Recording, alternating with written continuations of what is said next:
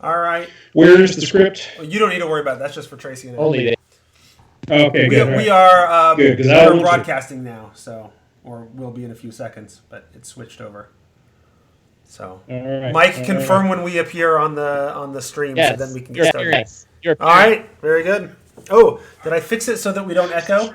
I did not fix it. You guys are echoing. Why is my box smaller than everyone else's? I told you why. You can crop the bottom a little bit, and then you can extend it out and it'll be the same size, and you don't have to look at my, washer and dryer door right below my screen. You're so demanding. I have very particular, I don't want people to see my washer and dryer. There. Everybody's got their phobias, man. It hurts the brand. It hurts the Sly Flourish brand if they know I have a washer and dryer. Yeah, there we go. You like that? And not the same size. I'm much happier. Thank you. Anything for you, Mike. Nobody's complaining about echoes or anything. I think I've figured that issue out and fixed it. Right? They're in the chat. If you're in the chat, say hello and tell us if there's any echo problems. Right. And if you can hear everybody.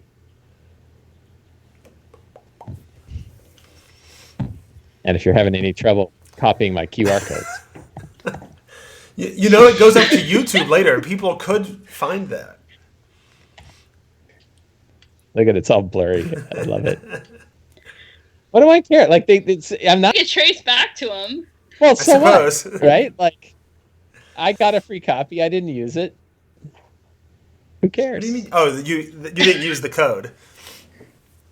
No, I already had it. All right. I see a couple people saying hello, and Wonder says that it's all good. So I think I will go to my audio recording software and capture that, and we can get started. Do you want to show me your shirt? Oh, show them my beautiful. Now I can't see my own video. There we go. My old school Tome Show Jeff Greiner T-shirt.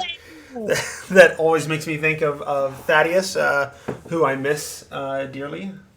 He hasn't been on. He hasn't been in the online community for a while after some rough things back in the 4th edition days.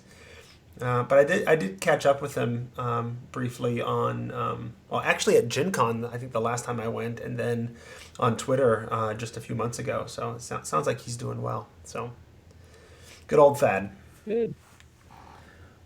All right, I am going to hit record on the audio. And is it going to do? Yeah, there we go. So the audio is recording. The stream has been streaming.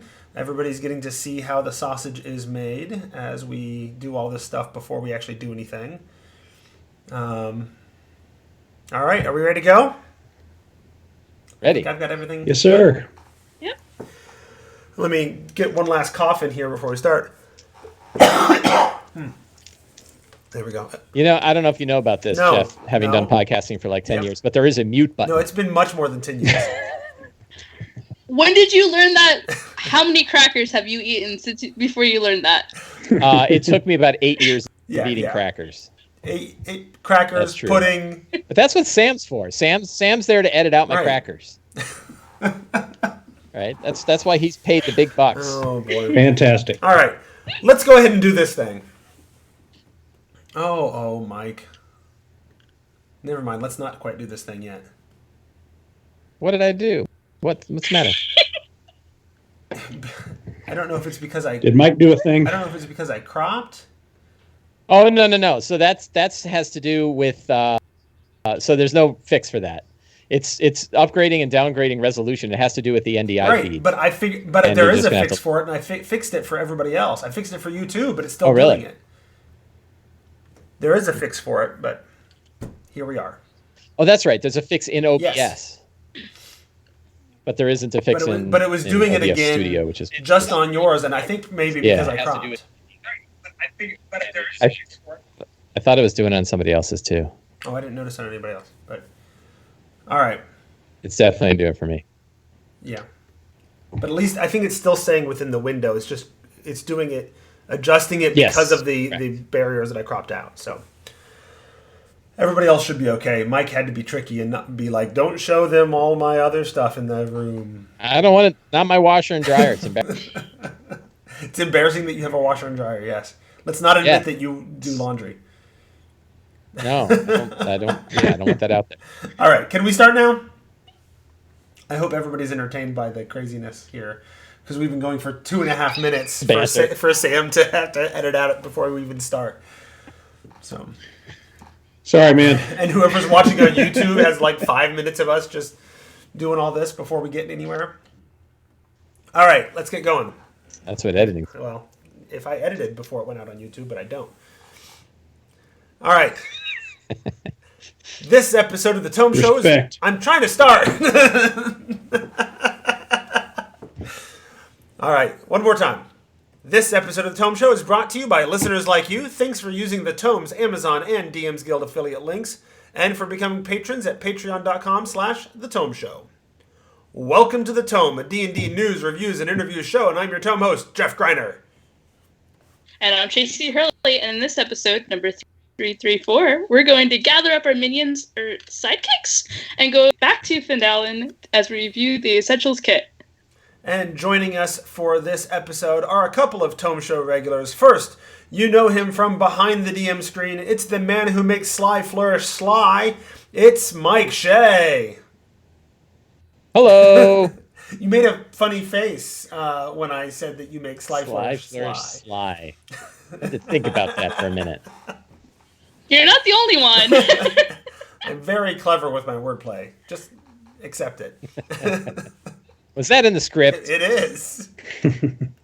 Yeah, someone needs an editor. Well, I usually write. Hi, Sam. Yeah, I usually write these scripts about 10 minutes before we start recording. So, all right, our second guest is one of the news anchors from the Tome Show News Desk.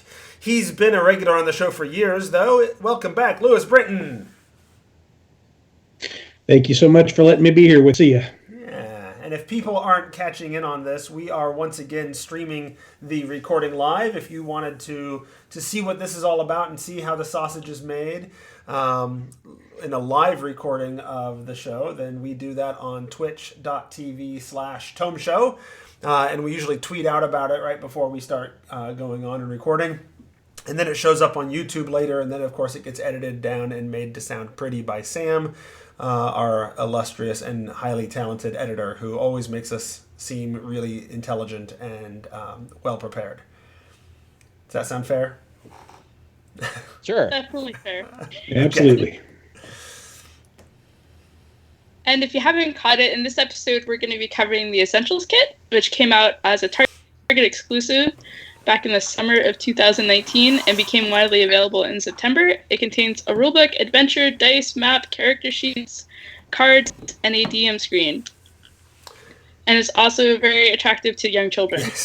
Tracy, Do you know this from personal experience? Yes, as soon as I opened the box that it came in, he was like, "Oh, that's the D&D? Can we play the D&D? I want to play the D&D. I want to play Dungeons and Dragons." right? Awesome. So some of us... And did you? Yeah, did you play? Not yet. They rolled up a character. Nice. Oh, that's a good start. So some of us have our copies of the Essentials Kit here with us so we can show off things for those people in the stream. Unfortunately, we haven't quite figured out how to beam those images straight into people's brains for the podcast version yet. So everybody has theirs except Tracy, because hers has been taken over by little ones. And Mike really insists on showing off that. Good for you. All right, so before we dive in further, I want to thank all of our listeners who support the show. You can do so very easily. You can either go shopping at DM's Guild or Amazon, just like you normally would, but get there through the links at thetomeshow.com. And then we get a small percentage. You get the exact same experience. And some of that goes to us, and I try to spread that out to those who help make the shows possible here. You can also support us directly at Patreon at patreon.com/The Tome Show, just like some of our our returning patrons like Leonard Pelche, Jill Sanders, and Doug Palmer. So thank you to them and everyone else who supports us over at Patreon. Now, before we get going, in an effort for full disclosure, I do want to make it known that I received my copy of the Essentials Kit for free as a review copy from Wizards of the Coast. Mike, I believe that is true of you as well? Oh. You would be wrong. Target like a plebeian and buy it. Oh. You were talking about already owning the digital version, so I just assumed that you had received it that way. Well, okay, yes, I did get a free copy of the digital one. Okay.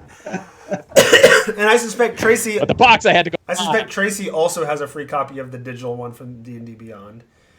But you paid for the actual box? Yeah. And Lewis, you have anything to disclose? I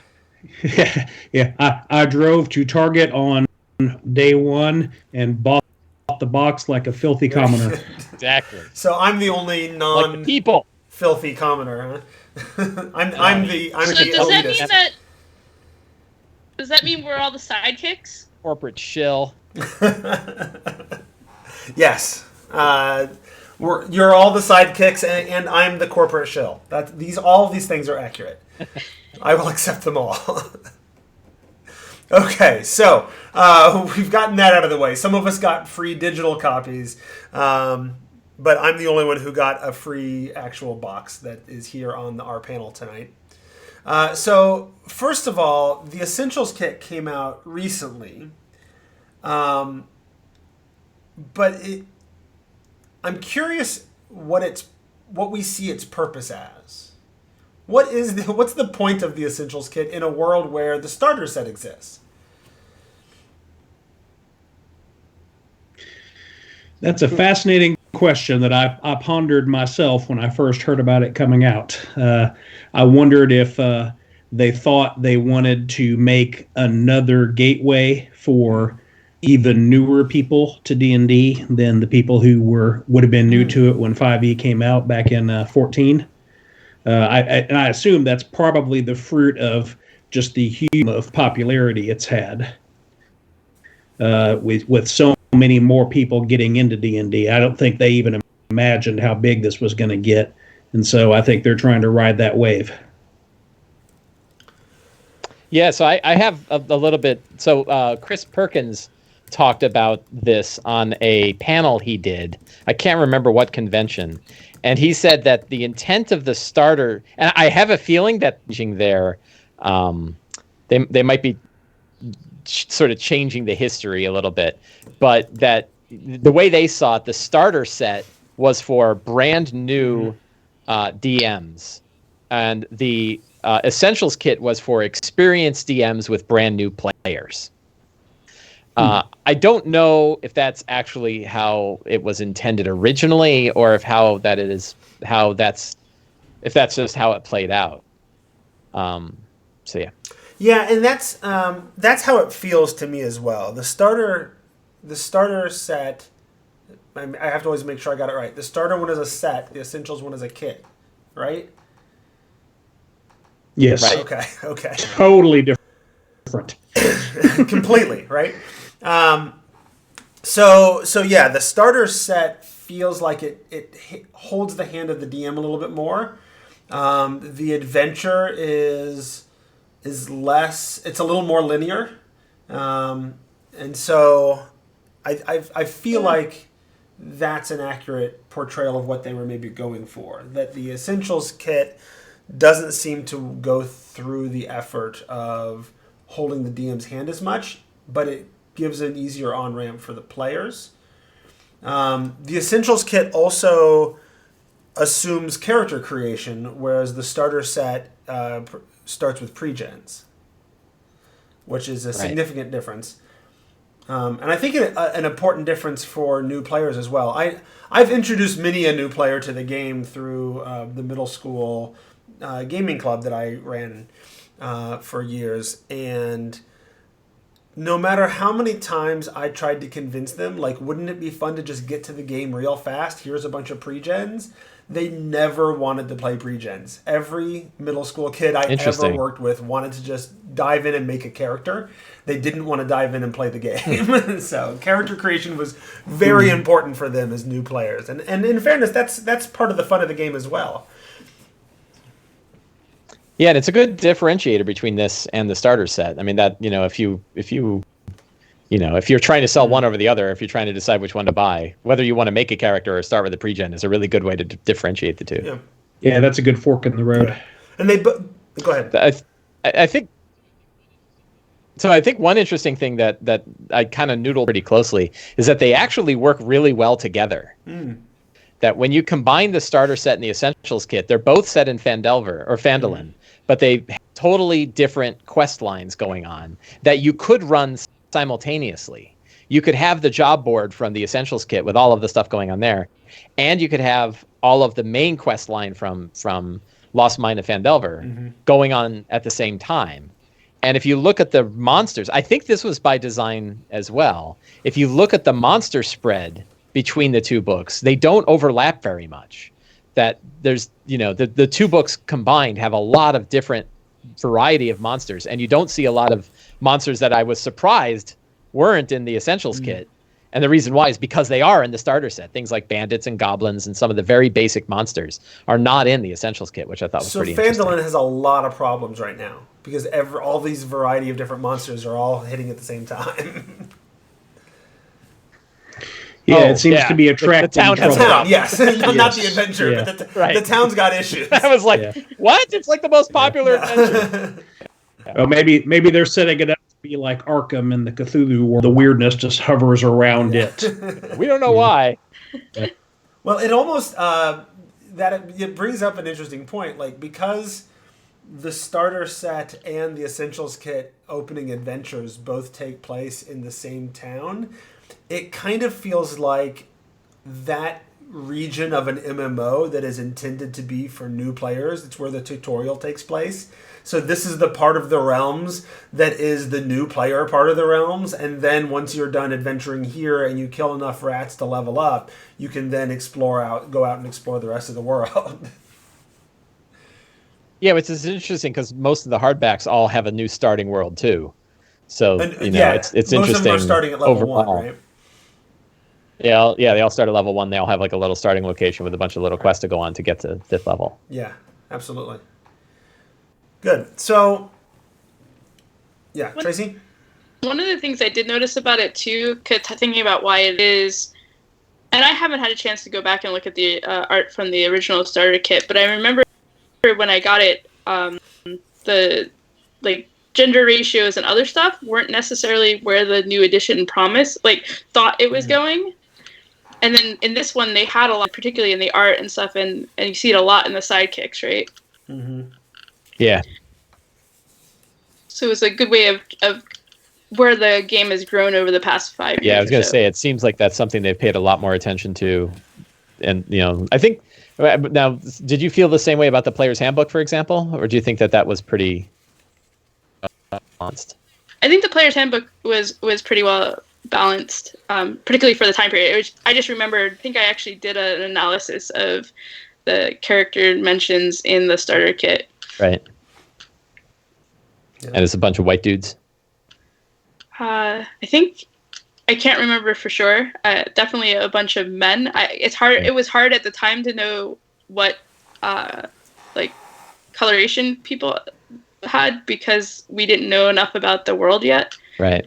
I wouldn't know that this particular area has darker skin versus this other one. Right. But I could, for the most part, from pronouns and other sources, figure out gender. Yeah. Right. Yeah, and the old starter set box wasn't nearly as art heavy as this one is, so there were lots of characters named but not many pictured. Right. That's interesting. And I think. And they also called out in. Go ahead. Oh, sorry. I was gonna say we can talk about it later too, but they also called out in the character creation part the fact that gender doesn't mean anything, and you can also pick your sexual orientation. Your character's sexual orientation. Yeah, which I know is in the player's handbook as well, right? I think they have that section. Mm-hmm. Yeah, I also find it interesting, and I think it has probably a lot to do with timing, because the starter set came out right at the beginning of fifth edition, or right towards the beginning of that window, and it was very clearly designed with the red box and the cover art and whatever to be nostalgic to players of D&D of yore, right? There's this iconic sort of red box look that goes back through the ages of D&D that they were trying to evoke. Whereas now... Sorry. Everybody's phone's going off. Whereas now there's a lot less inclination towards that, right? The artwork, the layout, the box design, all of that is not trying to evoke that sense of nostalgia as much. And in the intervening years, we've had a massive boom in popularity for the game. And so I wonder if the idea of trying to be nostalgic became a lot less necessary now, or they were less interested in that now. Well, I'll throw a statistic in there that I think is rather interesting, which is the amount of people talking about D&D on Twitter now has doubled twice in the last 5 years.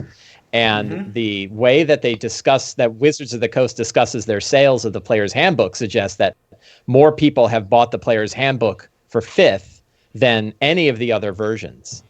And it is, so I think if I tried to do a bunch of math on this, but I think I am correct, based on what we know, to say that more people if you take all the people that are playing D&D today, more of them have only been playing in the last 4 years than all of the rest combined. So they don't have the nostalgia. Right. No, absolutely. More than half. Right. Which makes sense to me. And I think you see that in the design of the game to some degree as well, right? There was definitely early attempts in the game to tap into the sense of nostalgia, to get the established players on board, to bring them along and to do all those things. And now we have an essentials kit that doesn't necessarily care as much about doing that. Although, one thing I felt, and I don't know, this could have just been me having a mood when I got it, was it felt a little like the look from 4E. I can see that. Particularly like the use of the word essentials, with the white and some of the way the page looked. And I don't know why I felt that way, but I did. It was very weird. I've had the same impression. Do you feel that the rest of the design touched on that? I mean, certainly the format of the adventures and things like that didn't go back to the 4E style. There's no sort of combat spreads or like that. In fact, the adventure design is really unique. Yeah, I feel it necessarily went that way. Although, and again, this is why it was like totally could have just been a random occurrence. I was thinking through the fact that they did it alphabetically for the sandbox adventure, the areas, because we got the higher through 5th earlier, the parts of the adventure that were for those higher levels. And I know when 5e came out, a lot of people made the comparison that, like, if you want to feel like you did in 4th edition, just start later. Third, yeah. Yeah, it was just very, and like I said, I think it's probably total chance that happened, but it is a reaction I had to it. Sure. Well, it's funny you said that. There was one element of the Essentials kit that made me think about 4th edition too, which was I feel like it spams magic items more than almost anything else we've seen in 5e so far. Right. Yeah, we've got this. Delver was pretty heavy with magic items too, though. The original one. Yeah, somewhat. Yeah, I feel like compared to 4th, where you turn around and trip over a rock, but that rock is a magic rock. Yeah, right. Compared to 5th, where it's somewhat more sparse. Hit 12th level, it's time for your +4 upgrade. Right. And I know that they've done cards a fair bit in 5th edition, but 4e had a lot of those cards too, for helping you remember things. Although I thought it was a neat add-on, the little box, like there's a little fold-out box that they gave you. They're like, hey, if we're gonna give people a bunch of cards, let's give them a little something to put it in, so they don't instead of back in my day when we used to have to wrap those cards in a rubber band, which would eventually turn brittle and melt all over your stuff and make a mess, right? Right. So, Yeah, the overall quality is very impressive. I was really blown away by what we were getting for was the MSRP $25? Am I remembering that right? I think so. Versus the starter set was 20, and the 20, quality of $25. Yeah, the quality of the product is super. Comes with a nice. lot of stuff. Yeah, $25 is a pretty good. So let's. All you had to do is have the little round. Sorry. Go ahead. All they would have had to do is add the little round tokens, and then we would have really had 4th edition going there. Yes. So we've jumped around a little bit. But we're talking about all the stuff that got packed into the box. So let's talk briefly about what's here. Now, you say that there's a lot packed in and it's really high quality, and I generally agree, particularly for the price point, right? There are little cards that are put in the box, and I would point to this and like the DM screen, which I have back here in my background, as sort of the essential sort of explanation of where I think the quality is, right? It's glossy, it looks good, it's functional, it plays well. It's a little like the cards you can kind of see from the edge, if people can see on the stream, are like punched out, like you have to tear them off of a sheet or whatever. And so for a company that makes cards for a living, like this is what they do, they're not the best quality cards, but in a product where I'm paying $25, and I'm getting the cards with all of the conditions. I'm getting an initiative tracker cards. I'm getting a massive stack of magic items because everything is a magic item in Phandalin. You're getting quest cards, which is a great idea. I'm using the same idea in my Dragon Heist game right now. There are little cards to summarize sort of the steps of combat. There is one magic charm card that comes up in the adventure, and then there are cards for different sidekicks that you could have in your game as well. And so you end up with a pretty hefty stack of cards. On top and then the little fold-out box to put them in. On top of the set of dice that Lewis was showing off earlier, you also get a nice glossy map of the region. Here's the Sword Coast here, and there's Phandalin on the other side.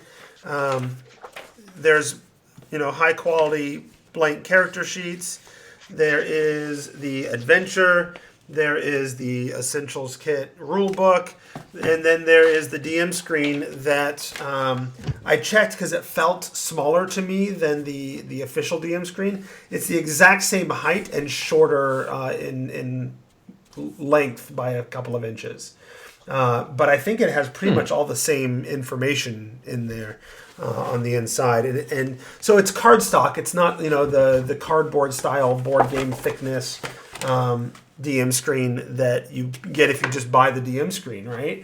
But it's all in all, it is an entire complete game in a box. Like you could pick this up and play D&D for quite some time. And what's more, there are additional follow-up adventures from the Essentials Kit adventure available on D&D Beyond, and the box comes with this sheet of paper that's normally just an advertisement, but on the back are codes where you can go and get a digital version of the adventure and the follow-up adventures right there on D&D Beyond as well. So you can continue playing. You mean like these codes? Those codes, yes. And so you could play for some time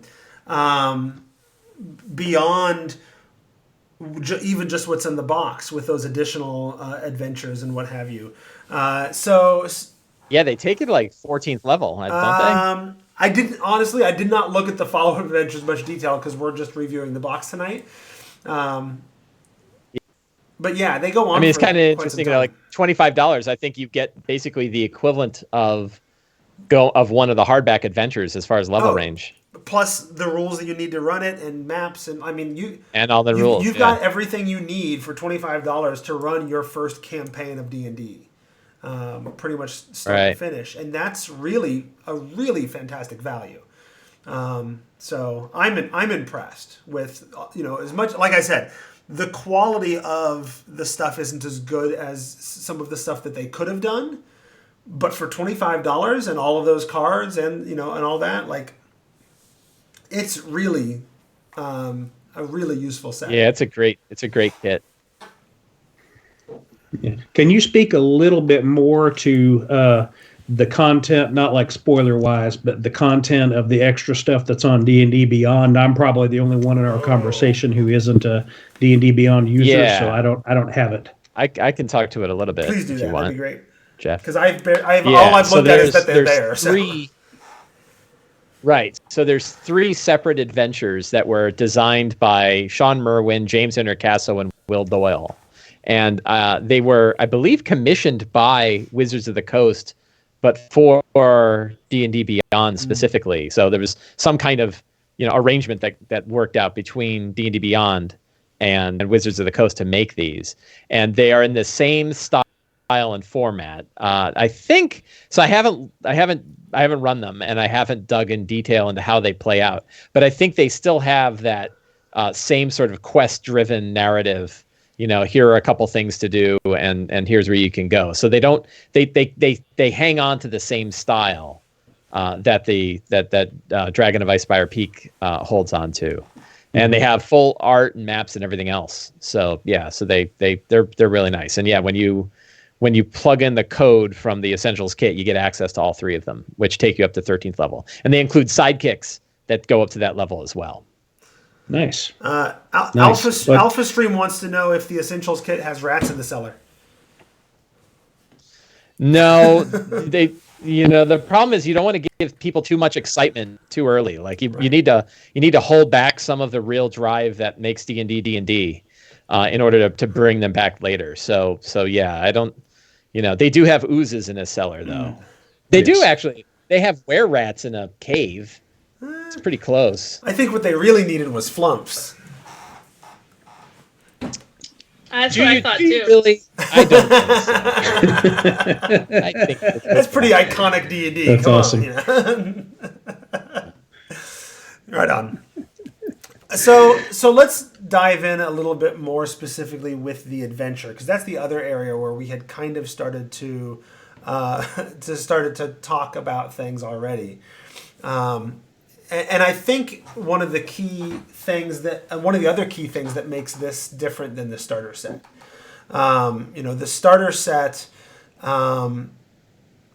it's not exactly linear, but it's much more linear. It's much more sort of on the rails as an adventure. It gives you a decent little setting and some things that you can go around and explore. But at the end of the day, there's certain touchstones that you go through, right? The essential. Sorry, that's for Lost Mine of Fandover. Yes. Yeah, I'd say there's. Yeah, I don't know. There's like a whole chapter in the middle where you have a million quests that you can go off and do. I think it's the second. I think it's chapter 2. Yeah, there's one chapter that's like that's sandboxy, but everything else is pretty much on rails. Right. It's like 2 big dungeons. Whereas this adventure, though, is a much more open and full of options, right? It's basically for each level of the characters you're given, here's a handful of quests you can deal with. Oh yeah, and by the way, there's this overarching problem of a dragon running around bothering people right now. But here's a bunch of quests you can do, and there's basically like 3 quest options per level, and then the player picks you do 2 of them, and then the other one disappears. Right, you do 2 of them, and then you level up, and whether it disappears or not, right? That's how your DM handles it. But you don't get experience. In the book, they say to remove. Yeah, you don't get experience for doing it anymore. So why bother, right? And it's all it's a little bit contrived, right? It's all coming from there's a notice board in town, and it has 3 quests at a time, and you pick up 1 at a time, and as soon as you do 2, you level up, and then there's 3 new ones, and you just sort of keep doing this until eventually you're high enough level to go deal with the dragon situation. So it's a little contrived, but it also seems like it gives an opportunity to play a lot of different types of things.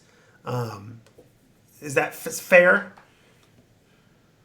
Yeah. And Mike, and I think they tried.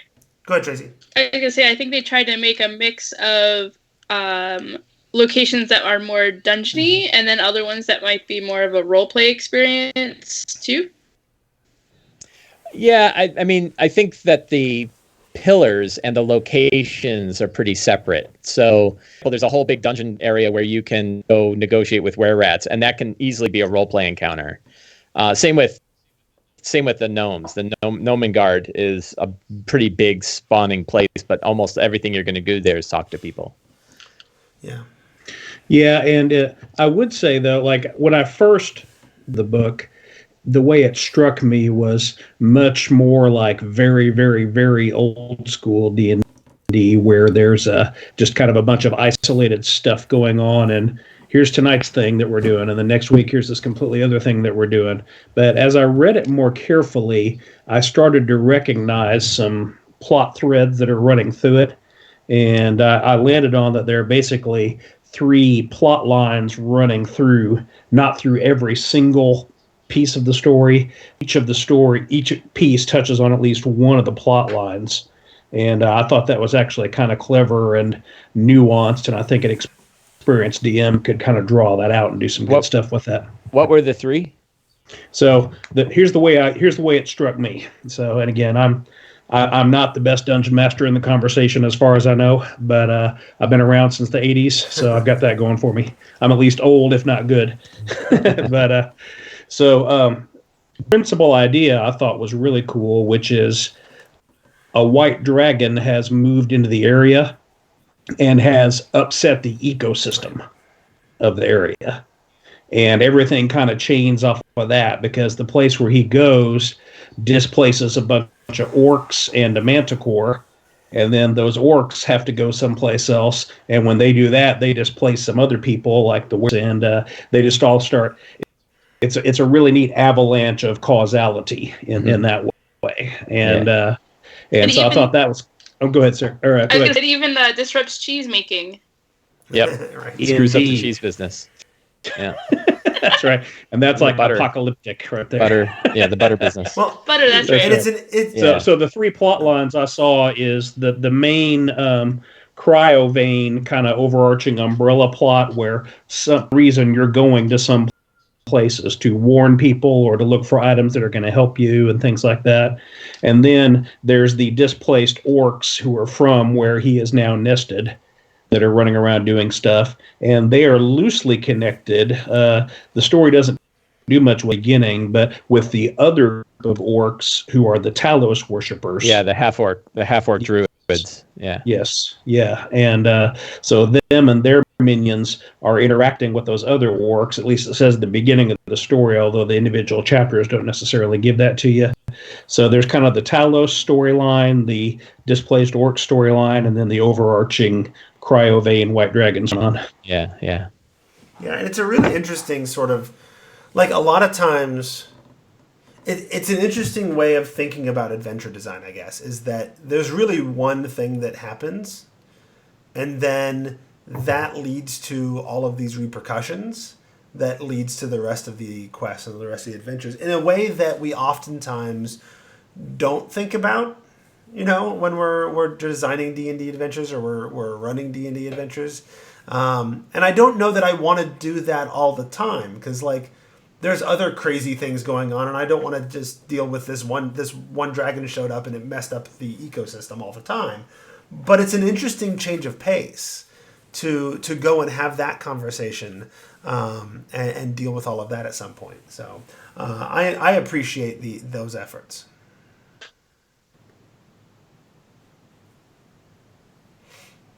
Yeah, I think it's a more unique way. Like, I haven't seen a story quite like this in 5e, and I think that's cool.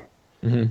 Yeah, the adventure design itself is something that really caught my eye, where it is probably uses the fewest words I've ever seen wizards produce for an adventure. They have entire adventures that are 2 pages, and the biggest ones are 4 pages. Right. The longest adventures in here are 4 pages. They clearly design, with using as few words as possible to get the adventures across, which is really interesting when you think about the fact that it's a newbie friendly package. That what they seem to be heading towards is fewer words are better for new DMs. And you would think it would be the opposite. You would think DMs would need more explanation of things, and advanced DMs, could go with very little.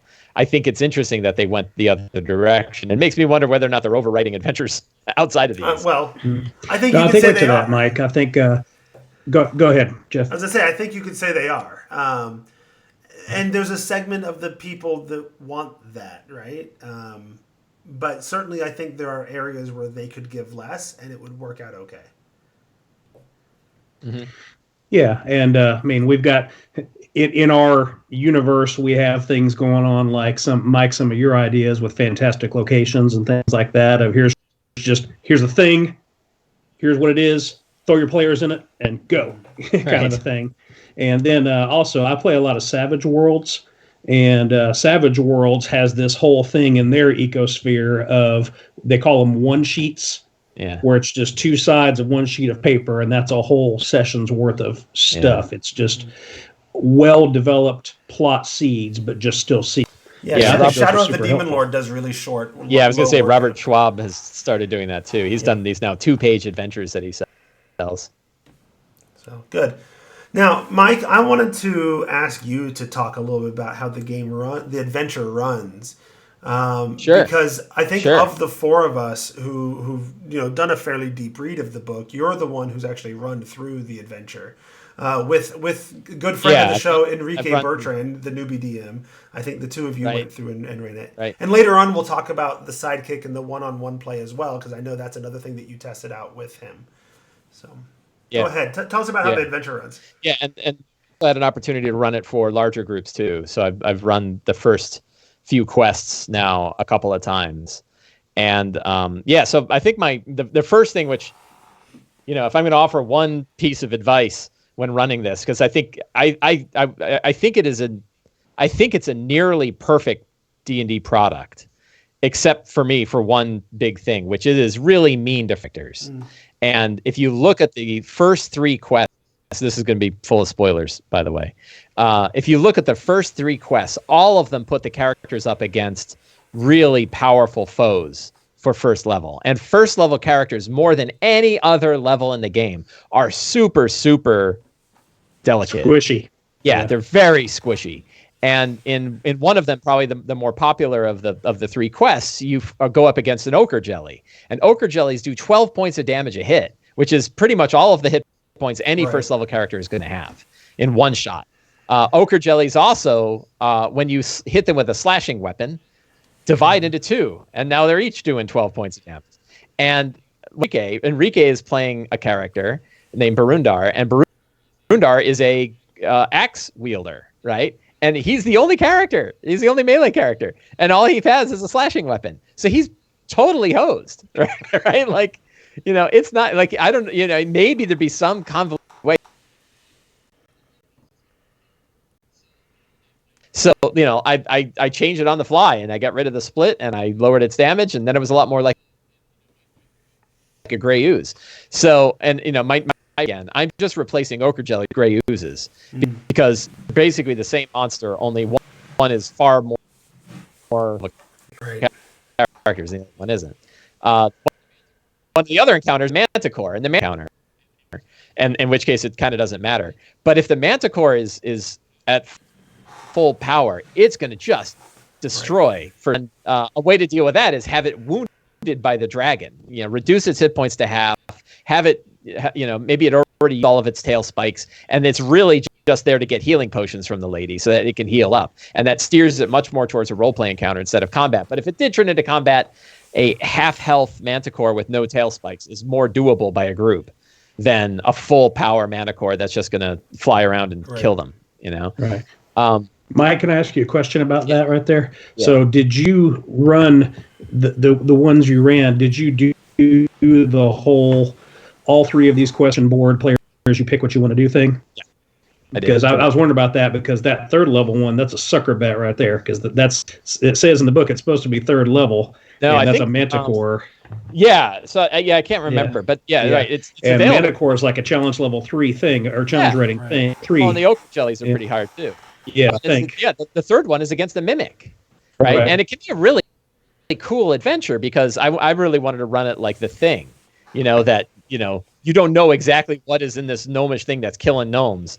It could be anything, and you think, like, is it a doppelganger? Is one of the gnomes a murderer? Is something else? And then it turns out, no, it's that chair. Right. So it can be really cool, but again, a mimic at level 1 is going to be really, really hard. They really do like mimics, and they have some right kind now. of convoluted. You can role play with the mimic. What's that? They really like mimics as chairs right now. There's. Oh, I just said that. I don't even know. Is it a chair? I don't think it's a barrel. It's a barrel. Okay. It's a barrel. Yeah. Because I know there's in a room full. In Dragon Heist, there's a mimic that's a chair, and in the upcoming expansion to Dungeon Mayhem, one of the characters you can play is a mimic who's a chair. So I would keep that one because you can beat the mimic, and the mimic isn't. If I recall, it isn't the end of the world fighting at level 1, but. I know as a DM, and I just what bothers me about it is I think about new groups playing this, and that their first experience is going to be getting killed by an ochre jelly because nobody knew it, and like you've now just eliminated an entire generation of players.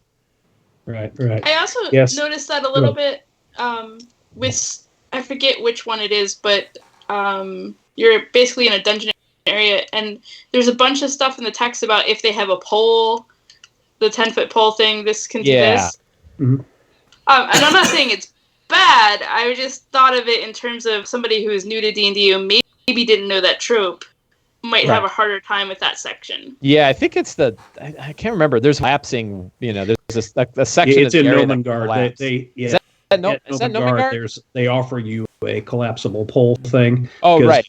But it's not an alphabetical order. Well, it is an alphabetical order, so it's not in level. So the players have a good chance of literally having a 10-foot pole. But yeah, Tracy's right. That's a funny. Like I thought that was fun. I knew most of these new players would have no idea what that's about. Right. Yeah, there's I'm trying to remember. Axholm. So I think it's Axholm, which is later on has a section where if all of the characters climb through a tunnel, the tunnel can collapse, and the only people that can get you out are people that are outside the tunnel. And it's like if you're all in that's a TPK immediately. It was a little harsh, and it didn't need to be. Like there's no reason you couldn't say like you had to dig your way out and you take 2 levels of exhaustion, right? They the way it's written is like a TPK. So I think it was a little hard. I think they designed it to be a little hard on characters, and maybe they feel like that's an important consideration when you're playing D&D, that lethality is a big piece of the game. But I'm a softer DM than that, and I want people to have fun. I am too. So okay. So how about the rest of the adventure then? It's great. I mean, I ran, like you said, I ran Enrique through it, and I really enjoyed it. Like it was the quest system was really fun. The adventures are lightweight and very easy to prep, which of course I love. And I think what I would consider to be relatively minor quibbles, as long as you handle them, I think it's a really interesting design. I think the fact that they kept them as brief as they did is a really fascinating design that I really want to spend more time understanding when I write my own stuff like this. So that's Well, and I find like in an adventure like this, the conceit becomes fairly repetitive pretty quick. Oh, we gained a level, there's 3 new quests. We gained a level, there's 3 new quests, right? But it's consumable a lot more for me when they're so short and brief and to the point, and if you're dragging out those quests and taking a long time with them, then that might be a different conversation. But because you kind of fly through it pretty quick and the story's always moving, I'm thinking the repetitiveness is a little bit less. It's hitting you over the head a little bit less. Yeah, and they're not all like that either. So there's a couple of locations that you only reach if you talk to NPCs in other places. So Barrow, I can't remember. Maybe Dragon Barrow is one that is a quest. But there's a couple of places that you only find out about and you only visit if you interact with other NPCs. So there are some other decision forks that happen that aren't just the 3 quests on the board. Right. Yeah, the Dragon Barrow one, feeds the Circle of Thunder one, That's which right. is never going Yeah. to be a message board one. And Right. there's 2 different other quests that can feed you, and I like that too. Besides all the message board quests, there were 1, 2, 3, 4, 5 total locations that are written that aren't on that message Yeah, board. like the Tower of Other ways you Storms. get to them. Yes, that's right. Right, Tower of Storms is one that you only. That's one I didn't run because it just never came up. Yeah. So how many? Did you say you ran your group through all of the adventure, Mike, or some of it? I ran so for my with my one-on-one game with Enrique, we went through the whole adventure. That doesn't mean we hit every quest, obviously. Right. Sure. And then there were a couple quests that I ran for another group where I tried to I have run all first of the 3. I ran Nome and Guard and I ran the other 2. But yeah, I think there's locations. So I know I didn't run the Tower of Storms. Yeah. And I don't think I ran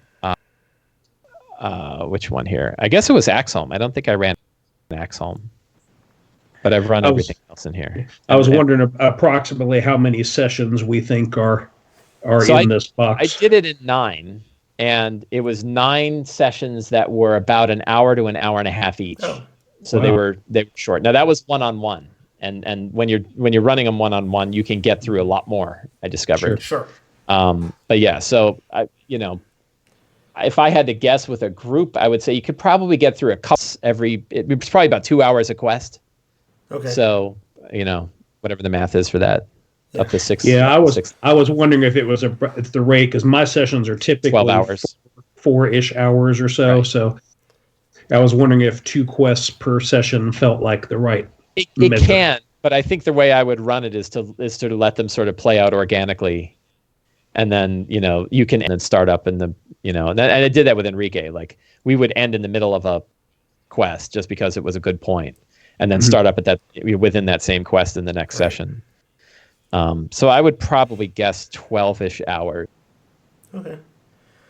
So that sounds fairly doable. And again, like, you're moving through, the pace is fairly quick in terms of leveling up and progressing the story. If you're doing the entire thing in 12 hours, that's a pretty breakneck speed in terms of that kind of stuff. So one of the things you mentioned, and I think it's worth discussing a bit before we run out of time, the Essentials Kit and the adventure and everything is also designed in such a way that it encourages, or it discusses ways to adapt for one-on-one play, incorporating these sidekicks, and it actually introduces a new sidekick mechanic that doesn't exist elsewhere in D&D in order to help facilitate some of that. And so I'd like to hear a little bit about that. I know the sidekick mechanic got a lot of attention, and the idea is you can now you've got stats, right? You can bring in your minions, and they're not going to it's not just you're playing 2 PCs, right? The sidekicks are a little bit different than that. And they come in 3 varieties? There's essentially a healer.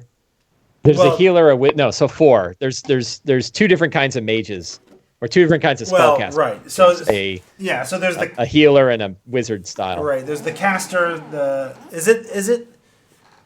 No. Well, I think they stat it as just the mage or the caster or whatever, and you could do it as a healer or not. And then there's the warrior type that is and the then fighter, and then an expert, and then the expert style. Yeah. And they're basically what it reminded me of, because they're basically like weaker classes, right? And they level up and they get better at what they do and whatever. It reminded me a lot of the NPC classes from 3rd edition. People remember those? Mm-hmm. Where the idea was every NPC, every whatever, anywhere in the world, in your setting, has a class in 3rd edition. And you could stat them out using these not very powerful classes, basically. You could be an expert and a warrior. And I feel like these were largely lifted from that concept, and they function fairly similarly. Did you find that it worked pretty well in terms of giving Enrique some extra help without overshadowing him, or what do you think? So Enrique and I both agreed that we were completely surprised by how awesome one-on-one play was in Okay. general. And the ability of the sidekick to fill in. I think there's two parts. And one part is the mechanics of the sidekick, which I think is kind of what you're talking about. But also like how the sidekick fits into the story, which actually I found far more eye-opening than the mechanics themselves. Because I think there's no reason that, like, if you didn't want to use the sidekicks here, that you could roll up one of the basic characters and make that a sidekick. The only reason that they're designed the way to be slightly weaker is that A, they're not going to take a lot of extra time at the table to run, and B, you don't want your sidekick to overshadow your main character. Right. But there'd be a bunch of different ways that you could do that without having to buy this box. One is I think they actually have a Unearthed Arcana that lets you kind of make sidekick characters. But you could also just make a basic character and say, like, no feats, no multi-classing, and one of the four core classes, and go with that. And it's going to end up being weaker than your more custom class. But what both of us found, so we made sort of a rule early on, and I don't think it's really described in here, that the sidekick would be under the control of the player, but would be role played by the DM.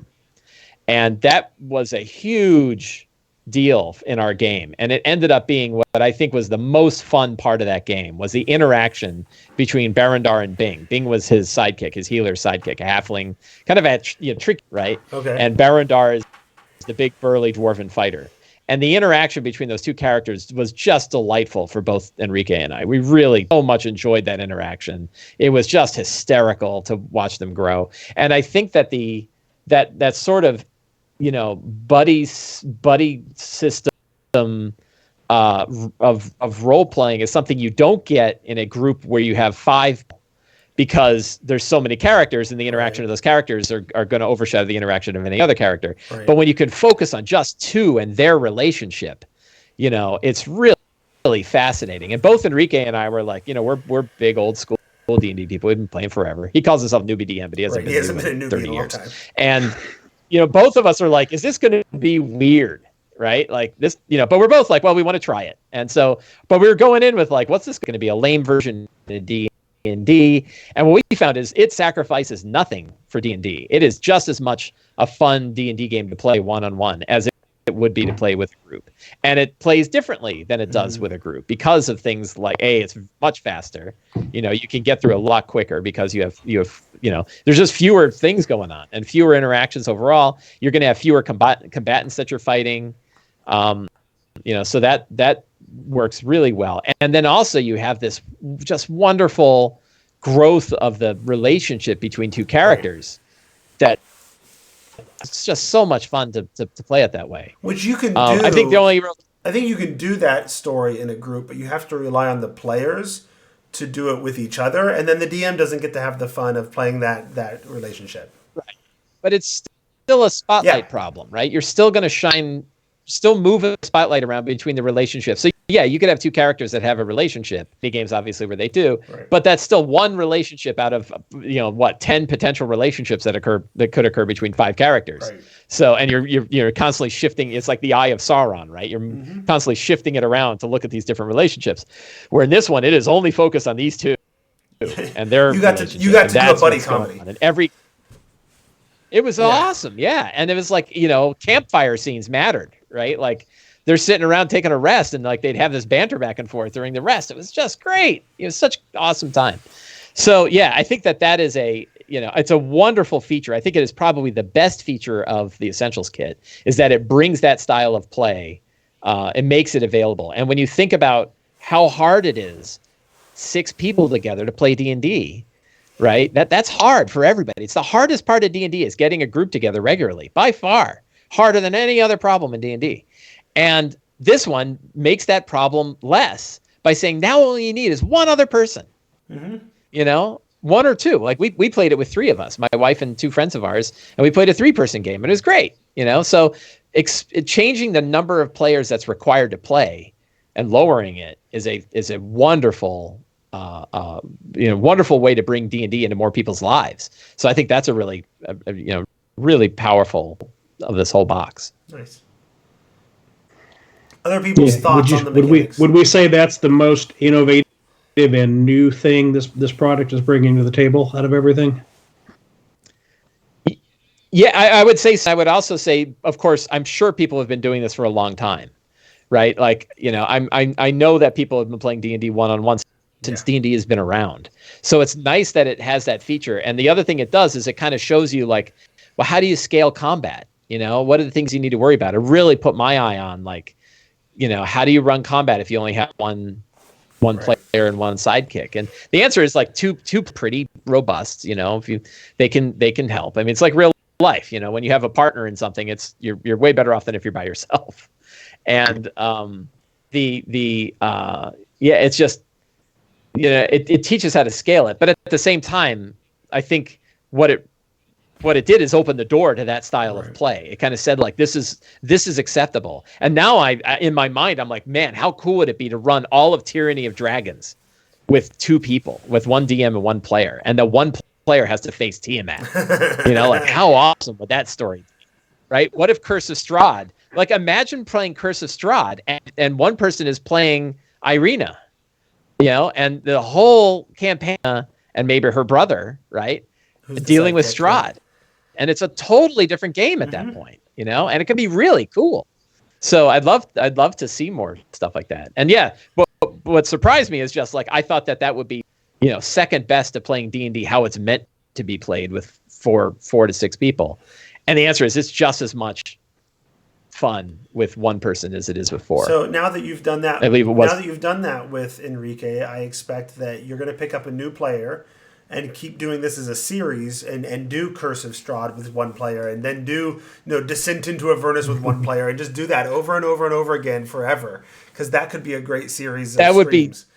That would be awesome if I had an extra day in my week. Yeah, right? Yeah, man. That was my thought the whole time. I'm like, make a whole new thing about it. Call it Solo Flourish and make it happen. The whole time you're talking about it, I'm like, I totally want to do this with Mike. And then I'm like, yeah, but like, what day of the week do we do it? So. Right. And that was the thing. Like, Enrique and I found a spot in our schedules, and it was Friday mornings. We used to laugh about the fact that 9 a.m. Friday morning, we're there with our coffees playing D&D. Nice. And then what I found, and I love that series to death, but I also wanted to put it up on YouTube and edit it down, and that ended up taking like most of the day. So, it ended up taking a lot of time to do it so that we could put it up online and make it really good. And I would love to keep doing it. And the problem is I got other projects that I've got to focus my attention on, and I got 2 other D&D games, but hopefully we'll get back to it. I'm certainly not eliminating doing that. And I would love, those characters are so great, and I would love to go back and see Barandar and Bing again. Maybe I'll do it with my 8-year-old. It'll just be dad, father son time. We can just hang out and play. I cannot recommend enough. Nice. That people give it a shot. Go talk to your significant other. Go find a friend and say, hey, let's just do this and try it. And I tell you, there's going to be this like 5-minute period where you're going to feel weird about it, and then you'll get over it, and you'll be into the characters, and you'll be off to the races. Good. Well, that sounds like you can't recommend those ideas any more highly. The one-on-one and the sidekick mechanics played out really well for you, so that's good. I'm curious about using the sidekick mechanics otherwise. I've got a situation in my Dragon Heist game where the paladin character has recently they did the interviews with people to bring in as their staff for Trollskull Manor. And they decided, well, we don't really want to hire this one kid to work in Trollskull Manor, but the paladin's like, but I'm going to take him on as like an apprentice. I feel bad for the kid, right? And now I'm like, now I kind of want to, work him up as a first level warrior or sidekick, and have him be able to sort of follow along in that way and see how that goes within a larger party. So I'll have to test it out a little bit. We can talk about it more on behind the screen. I think that's a great idea. Yeah. So, excellent. Last thoughts from anybody? We are over our hour of recording time, but I think we've hit everything I wanted to make sure we hit. So any last thoughts that people have they want to share about the Essentials Kit? This is going to sound strange, But I was really excited about the dice that came with this set. Not because they're especially high quality dice, they're your pretty standard stuff, but because of the selection and number of dice. I mean, for the first time in 5th edition, and this is what they should have always done, 2d20s. 2d20s, and in their character creation, they've got 4d6 as the official way in the rule book to make characters. 4d6 right here, as opposed to the last starter set, which had 6 of the 7 polyhedrals, and that just about made my mind explode. I'm so OCD about incomplete sets. I about lost my mind because there wasn't a percentile die in that set, even though it doesn't matter at all. Percentile dice come up so seldom. That's exactly how you would drive me crazy. That's the script for it, is just put something out there that says 1, 2, 3, 4, 5, 7. Just do that, and I will. So they actually included the proper number of dice, which they're also going to be doing finally with the is it the Laurel Silverhand dice set that's coming out? And they did it with the Avernus dice last year too. Yes, yeah, and they had the full set. Yeah, it's like, hey, wait a minute, we should actually make a product that matches up to the rules we wrote about how to do things. Right. Other last thoughts? Sometimes those things don't quite sync up. It's like hot dog buns and packages of hot dogs. You gotta. Other thoughts? You gotta make those balance out. Mike, Tracy, last thoughts? I know Fred had a lot of fun walking through with our child how to create a character. Nice. And he's only 3.5, so take it all with a grain of salt. But he went through and said, explain the different classes and what skills you might have, and he picked it up. So that was pretty awesome. Nice. They had a lot of fun doing that one afternoon. What did he make? A halfling rogue, surprising no one. Because he is, in fact, a halfling rogue? Is that what you're saying? Partially. And, my child is likely to be a halfling rogue. That's just reality. Very good. Excellent. So child approved. Mike approved. Dice approved. It sounds like all around we're very pleased, especially for the $25 price tag. This seems like a really good way of getting people into D&D. It gives them character creation rules, which I've discovered is a essential part of getting people into D&D. People like making characters, much more than a pre-gen, right? So I think we like this box, right? I love it. Right. Yeah, it's fantastic. Then I think we're going to go ahead and call that the end of the episode. And we'd like to say thank you to all our listeners who support us by shopping at Amazon or DM's Guild through the links at the Tome Show, or who have become patrons at patreon.com/the Tome Show. And we'd also like to thank our guests. Lewis Brenton, where can folks find you online? Well, they can find me at Twitter at Rev Lewis Brenton, and they can also find me hanging out with you, Tracy, when we're doing our Tome Show News, which is a newer show network, and we are on I think we're scheduled to record our 5th or 6th episode tomorrow. So watch your streams. That'll be coming out very, very soon. Awesome. And also, thank you to Mike Shea. Where can folks find you? Thank you. You can find my stuff at slyflourish.com, or I'm most active on Twitter /slyflourish. Right on. And if you want to get a hold of The Tome Show, you can email thetomeshow@gmail.com. You can find me on Twitter. I am at Squatch, SQUACH. Tracy is at Sarah with Dark Magic. That's Sarah with an H. And you can tweet the show. It is at The Tome Show. And that's episode 334, where we went back to the beginning, explored some more minds of Phandelver, and got down to the essential of The Tome. The Tome. The Tome. That's not actually how we make the echo, but thank you. I appreciate it. That's exactly how it's done. Just in case.